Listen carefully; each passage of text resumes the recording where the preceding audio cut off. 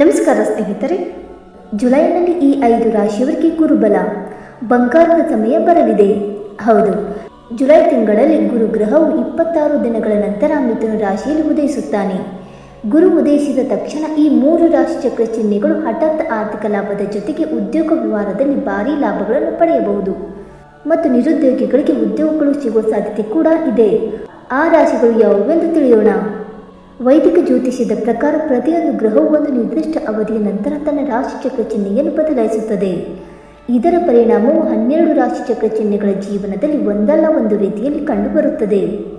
ದೇವರುಗಳ ಗುರುವಾದ ಗುರು ಗ್ರಹವು ಮಿಥುನ ರಾಶಿಯಲ್ಲಿ ಅಸ್ತಮಿಸಿದ್ದಾನೆ.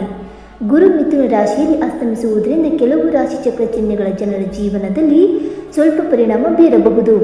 ಆದರೆ ವೈದಿಕ ಜ್ಯೋತಿಷ್ಯದ ಪ್ರಕಾರ ಗುರು ಗ್ರಹವು ಜುಲೈ 9ರಂದು ಬೆಳಗ್ಗೆ 4:34ಕ್ಕೆ ಮಿಥುನ ರಾಶಿಯಲ್ಲಿ ಉದಯಿಸುತ್ತಾನೆ. ಸುಮಾರು 27 ದಿನಗಳ ಕಾಲ ಅಸ್ತಮಿಸಲ್ಪಟ್ಟ ನಂತರ ಗುರುವಿನ ಉದಯವು ಕೆಲವು ರಾಶಿಚಕ್ರ ಚಿಹ್ನೆಗಳ ಜನರಿಗೆ ಬಂಪರ್ ಪ್ರಯೋಜನಗಳನ್ನು ನೀಡುತ್ತದೆ. ಜೀವನದಲ್ಲಿ ಸಂತೋಷದ ಹೊಡೆತದ ಜೊತೆಗೆ ಹಣಕಾಸಿನ ಲಾಭಗಳು ಇರಬಹುದು. ಆ ಅದೃಷ್ಟದ ರಾಶಿಗಳ ಬಗ್ಗೆ ತಿಳಿಯೋಣ. ಇನ್ನು ವೈದಿಕ ಜ್ಯೋತಿಷ್ಯದಲ್ಲಿ ಗುರುಗ್ರಹವನ್ನು ಮಕ್ಕಳು, ಶಿಕ್ಷಣ, ಧರ್ಮ, ಸಂಪತ್ತು ಮತ್ತು ಮದುವೆ ಇತ್ಯಾದಿಗಳ ಅಂಶವೆಂದು ಪರಿಗಣಿಸಲಾಗುತ್ತದೆ. ಗುರು ಸುಮಾರು 1 ವರ್ಷದ ನಂತರ ರಾಶಿಚಕ್ರವನ್ನು ಬದಲಿಸುತ್ತಾನೆ. ಅಂತಹ ಪರಿಸ್ಥಿತಿಯಲ್ಲಿ ಅದರ ಪರಿಣಾಮವು ದೀರ್ಘಕಾಲದವರೆಗೆ ರಾಶಿಚಕ್ರ ಚಿಹ್ನೆಗಳಲ್ಲಿ ಕಂಡುಬರುತ್ತದೆ ಮತ್ತು ಗುರುವಿನ ಉದಯವು ಆರ್ಥಿಕತೆಯ ಮೇಲೆ ಸಕಾರಾತ್ಮಕ ಪರಿಣಾಮ ಬೀರುತ್ತದೆ. ಇದರೊಂದಿಗೆ ಸಂಚಾರ, ಅಪಘಾತಗಳು, ನೈಸರ್ಗಿಕ ವಿಕೋಪಗಳು, ಬ್ಯಾಂಕಿಂಗ್ ವಲಯದಂತಹ ಕ್ಷೇತ್ರಗಳಲ್ಲಿ ನಕಾರಾತ್ಮಕತೆ ಕಡಿಮೆಯಾಗಬಹುದು.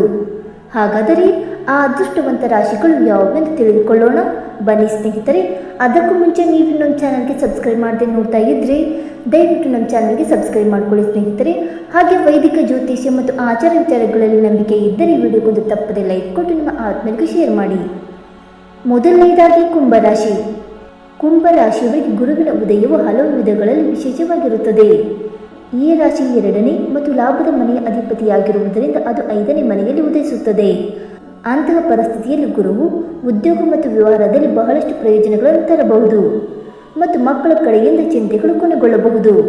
ಇದರೊಂದಿಗೆ ಈ ಅವಧಿಯು ವಿದ್ಯಾರ್ಥಿಗಳಿಗೆ ಪ್ರಯೋಜನಕಾರಿಯಾಗಬಹುದು. ನೀವು ಶಿಕ್ಷಣ ಕ್ಷೇತ್ರದಲ್ಲಿ ಉತ್ತಮ ಫಲಿತಾಂಶಗಳನ್ನು ಪಡೆಯಬಹುದು ಮತ್ತು ಉದ್ಯೋಗಿಗಳ ಪ್ರಯೋಜನಗಳನ್ನು ಪಡೆಯಬಹುದು ಮತ್ತು ಬಡ್ತಿಯ ಜೊತೆಗೆ ನೀವು ಸಂಬಳ ಹೆಚ್ಚಳವನ್ನು ಕೂಡ ನೋಡಬಹುದು.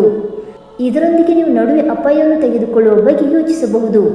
ಆದರೆ ನೀವು ಯಾವುದೇ ರೀತಿ ಕೆಲಸವನ್ನು ಯೋಚಿಸದೆ ಮಾಡದಿದ್ದರೆ ಉತ್ತಮವಾಗಿರುತ್ತದೆ ಮತ್ತು ಆರ್ಥಿಕ ಪರಿಸ್ಥಿತಿ ಕೂಡ ಉತ್ತಮವಾಗಿರುತ್ತದೆ ಮತ್ತು ಸಾಲ ನೀಡಿದ ಹಣವನ್ನು ಹಿಂತಿರುಗಿಸಬಹುದು. ಇದರೊಂದಿಗೆ ಕುಟುಂಬದಲ್ಲಿ ನಡೆಯುತ್ತಿರುವ ಅಪಶ್ರುತಿ ಕೊನೆಗೊಳ್ಳಬಹುದು. ಎರಡನೆಯದಾಗಿ ಮಿಥುನ ರಾಶಿ. ಮಿಥುನ ರಾಶಿಯ ಜನರಿಗೆ ಗುರುವಿನ ಉದಯವು ಫಲಪ್ರದವಾಗಬಹುದು. ಈ ರಾಶಿ ಚಕ್ರದ 7ನೇ ಮತ್ತು ಕರ್ಮ ಮನೆಗಳ ಅಧಿಪತಿಯಾಗಿರುವುದರಿಂದ ಗುರು ಲಗ್ನ ಮನೆಯಲ್ಲಿ ಉದಯಿಸುತ್ತಾನೆ. ಅಂತಹ ಪರಿಸ್ಥಿತಿಯಲ್ಲಿ ಈ ಮಿಥುನ ರಾಶಿಯ ಜನರು ಉದ್ಯೋಗದಲ್ಲಿ ಎದುರಿಸುತ್ತಿರುವ ಸಮಸ್ಯೆಗಳು ಕೊನೆಗೊಳ್ಳಬಹುದು ಮತ್ತು ಗುರುವಿನ ಅಸ್ತಮದಿಂದಾಗಿ ಉದ್ಯೋಗದಲ್ಲಿ ಕೆಲವು ಸಮಸ್ಯೆಗಳು ಉದ್ಭವಿಸುತ್ತಿದ್ದರೆ ಅವು ಈಗ ಕೊನೆಗೊಳ್ಳಬಹುದು ಮತ್ತು ನಿರುದ್ಯೋಗಿಗಳಿಗೆ ಉದ್ಯೋಗ ಸಿಗುವ ಸಾಧ್ಯತೆಗಳು ಕೂಡ ಬಹಳಷ್ಟಿವೆ ಮತ್ತು ವೈವಾಹಿಕ ಜೀವನ ಉತ್ತಮವಾಗಿರುತ್ತದೆ ಮತ್ತು ಸಂಗಾತಿಯೊಂದಿಗೆ ನಡೆಯುತ್ತಿರುವ ಸಮಸ್ಯೆಗಳು ಕೊನೆಗೊಳ್ಳಬಹುದು ಮತ್ತು ಮದುವೆಯಲ್ಲಿನ ಅಡೆತಡೆಗಳು ಸಹ ಕೊನೆಗೊಳ್ಳಬಹುದು. ವಿವಾಹದ ಸಾಧ್ಯತೆಗಳಿವೆ. ಇನ್ನು ಮೂರನೆಯದಾಗಿ ಮೀನರಾಶಿ. ಮೀನರಾಶಿಯನ್ನು ಗುರುವಿನ ನೆಚ್ಚಿನ ರಾಶಿಗಳಲ್ಲಿ ಒಂದೆಂದು ಪರಿಗಣಿಸಲಾಗುತ್ತದೆ ಮತ್ತು ಮೀನರಾಶಿಯ ಜನರು ಸಾಮಾನ್ಯವಾಗಿ ಗುರುಗ್ರಹದ ಉದಯದ ಶುಭ ಪರಿಣಾಮವನ್ನು ಅನುಭವಿಸಬಹುದು. ಈ ಬಾರಿಯೂ ಸಹ ಗುರುಗ್ರಹವು ಮೀನರಾಶಿಯ ಜನರಿಗೆ ಪ್ರಯೋಜನಕಾರಿಯಾಗಲಿದೆ. ಆರ್ಥಿಕವಾಗಿ ಜುಲೈ ತಿಂಗಳು ಉತ್ತಮವಾಗಿರುತ್ತದೆ ಮತ್ತು ಹಣದ ಕೊರತೆ ಇರುವುದಿಲ್ಲ. ನೀವು ನಿಮ್ಮ ಸ್ವಂತ ಹೆಸರಿನಲ್ಲಿ ಕಾರು ಖರೀದಿಸಬಹುದು ಮತ್ತು ದಂಪತಿಗಳು ತಮ್ಮ ಮಕ್ಕಳೊಂದಿಗೆ ವಿದೇಶಕ್ಕೆ ಹೋಗಲು ಯೋಜಿಸಬಹುದು ಮತ್ತು ಉತ್ತಮ ಆರೋಗ್ಯವನ್ನು ಹೊಂದಿರುತ್ತೀರಿ. ನಾಲ್ಕನೆಯದಾಗಿ ಧನುರಾಶಿ. ಜುಲೈ 9ರ ನಂತರ ಗುರು ಉದಯಿಸಿದಾಗ ಅಕ್ಟೋಬರ್ 18ರವರೆಗೆ ಧನುರಾಶಿಯವರಿಗೆ ತುಂಬ ಅನುಕೂಲಕರವಾಗಿರುತ್ತದೆ.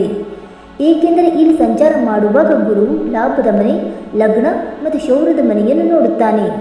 ಅಂತಹ ಪರಿಸ್ಥಿತಿಯಲ್ಲಿ ನೀವು ಪ್ರತಿಯೊಂದು ಕ್ಷೇತ್ರದಲ್ಲೂ ಸಾಕಷ್ಟು ಲಾಭವನ್ನು ಪಡೆಯಬಹುದು. ನೀವು ಈಗಿನಿಂದ ಯೋಜನೆ ಪ್ರಾರಂಭಿಸಬೇಕು ಮತ್ತು ಜುಲೈ ತಿಂಗಳಲ್ಲಿ ಅದನ್ನು ಮಾಡಬೇಕು. ಇದರಿಂದ ನೀವು ಲಾಭವನ್ನು ಪಡೆಯಬಹುದು. ಏಕೆಂದರೆ ಲಗ್ನಾಧಿಪತಿ ಬಲಶಾಲಿಯಾದಾಗ ಅವನು ನಿಮ್ಮ ಉದ್ಯೋಗ, ವ್ಯವಹಾರ ಮತ್ತು ಆರ್ಥಿಕ ಸ್ಥಿತಿಯನ್ನು ಬಲಪಡಿಸುತ್ತಾನೆ ಮತ್ತು ಮದುವೆಯ ಮಾತುಕತೆಗಳು ಮುಂದುವರಿಯಬಹುದು. ಅಂತಹ ಪರಿಸ್ಥಿತಿಯಲ್ಲಿ ನಿಮ್ಮ ಮದುವೆಯನ್ನು ಸರಿಪಡಿಸಬಹುದು ಮತ್ತು ತಾಯಿಯ ಆರೋಗ್ಯವು ಚೆನ್ನಾಗಿರುತ್ತದೆ. ನೀವು ಧಾರ್ಮಿಕ ಪ್ರವಾಸಗಳಿಗೆ ಹೋಗಬಹುದು.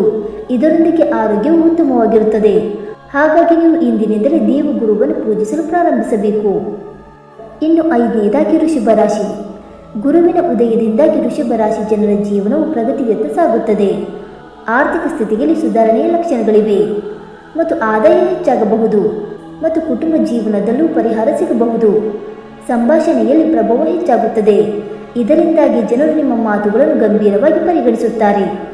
ಕೆಲಸ ಮತ್ತು ಮದುವೆಗೆ ಸಂಬಂಧಿಸಿದ ಸ್ಥಗಿತಗೊಂಡ ಮಾತುಕತೆಗಳು ಈಗ ವೇಗವನ್ನು ಪಡೆಯುತ್ತವೆ ಮತ್ತು ಕೆಲಸದ ಕ್ಷೇತ್ರದಲ್ಲಿ ಸುಧಾರಣೆ ಇರುತ್ತದೆ ಮತ್ತು ಸಂಗಾತಿಯೊಂದಿಗಿನ ಸಂಬಂಧಗಳು ಸಹ ಬಲಗೊಳ್ಳಬಹುದು.